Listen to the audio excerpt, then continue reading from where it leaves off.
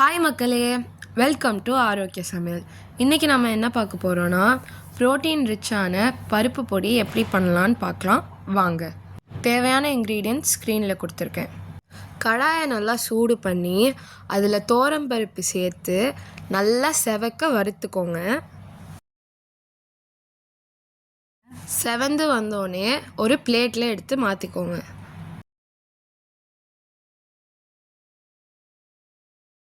அடுத்து காஞ்ச மிளகாய், பூண்டு ரெண்டையும் எண்ணெய் இல்லாமல் தனித்தனியாக வறுத்து எடுத்துக்கோங்க.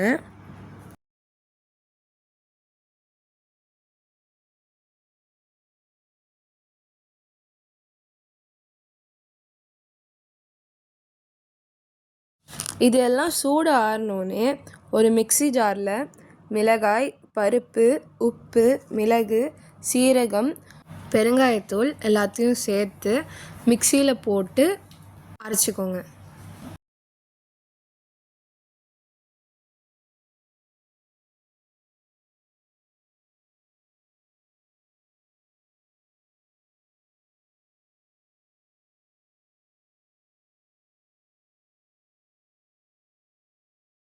கடைசியாக பூண்டு சேர்த்து அரைச்சிக்கோங்க.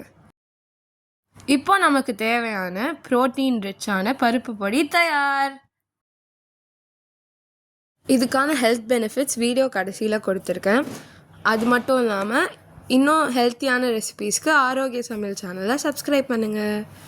டாட்டா.